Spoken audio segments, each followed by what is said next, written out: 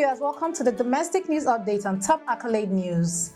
The headlines: Presidency confirms continuity of governance despite leaders' international engagements. New Senate chairman calls for transparency in Nigeria's oil industry. Maritime sector struggles with economic pressures and calls for reform. Davido's father, Adedeji Adeleke, plans to build Nigeria's largest power plant.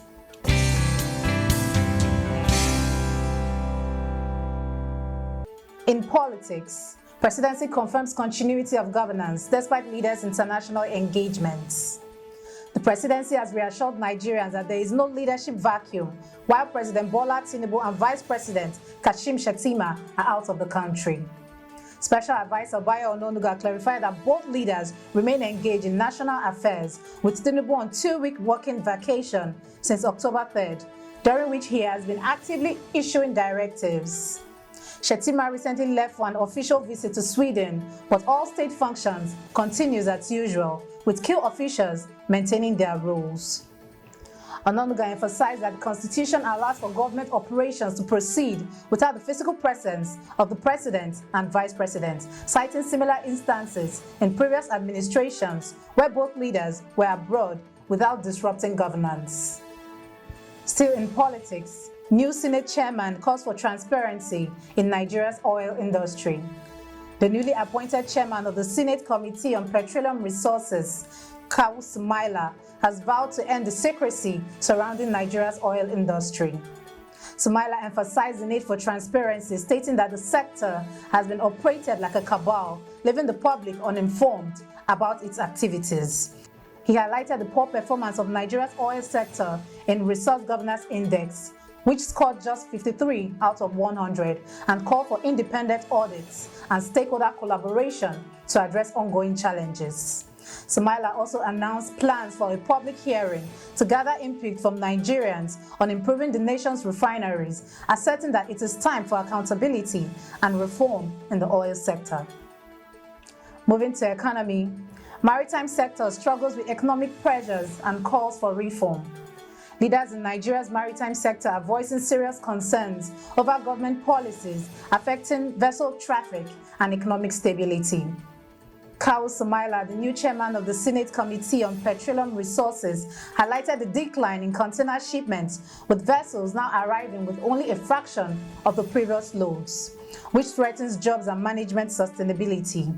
He criticized the rampant illegal trade along access roads leading to ports, urging the government to take action to restore order and improve Nigeria's international image.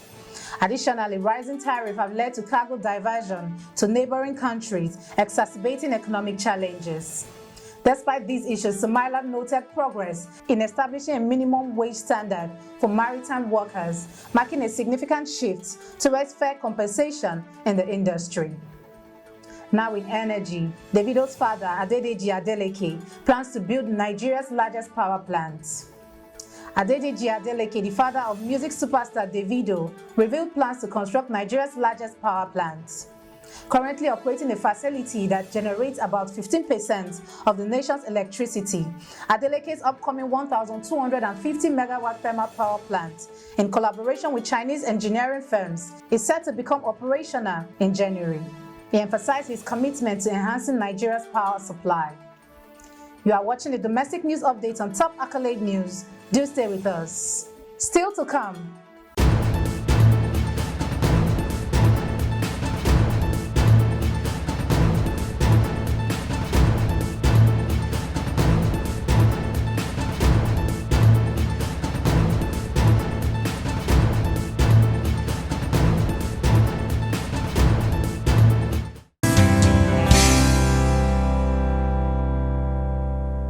Thanks for staying with us. In labor, Lagos State set to increase minimum wage to 85,000 naira.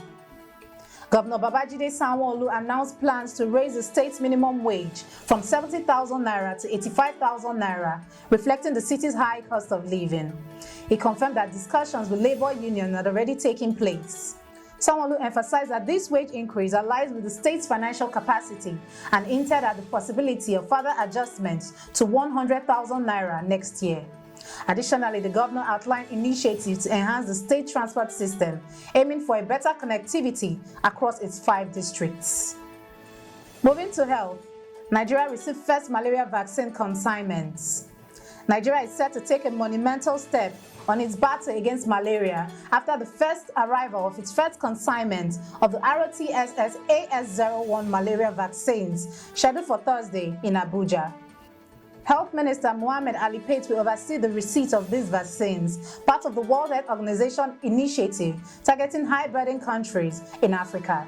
This rollout aims to protect vulnerable population, particularly children, from life-threatening malaria and will begin in the regions most affected by the disease before expanding nationwide. With Nigeria accounting for 27% of global malaria cases, the introduction of these vaccines marks a critical effort to reduce both malaria prevalence and mortality rates across the country. In entertainment, veteran Nollywood actor Ayobami Olabiyi passes away. Veteran Nollywood actor Ayobami Olabiyi has sadly passed away at the age of 66 following a prolonged illness that led to his hospitalization at the University College Hospital in Ibadan, Oyo State. Known for his significant contributions to the Yoruba film industry, Olabiyi's death was announced by Bose Akinola, chairman of the Oyo State Theatre Arts and Motion Pictures Practitioners Association of Nigeria, TAMPAN. Akinola expressed condolences to TAMPAN members on Olabiyi's family. Now in sports, Michael Emenalo surprised by Chelsea's failure to sign Victor Osimhen. Retired Nigerian international and Saudi Pro League Director of Football, Michael Emenalo, expressed surprise at Chelsea's inability to secure a deal for Napoli striker Victor Osimhen during the summer transfer window. Emenalo noted that despite strong interest from Chelsea, negotiations faltered due to late discussions and significant wage demands. Osimhen reportedly rejected Chelsea's offers, citing high tax implications in the UK. Emenalo emphasized that until formal paperwork is signed, no deal is truly closed, highlighting the complexities involved in high-profile transfers. That concludes our domestic news update for today. Stay tuned for more domestic news and developments. Thanks for joining us. I am Okocha Ojorumi. Connect and engage with us on all our social media handles. Do have a wonderful day.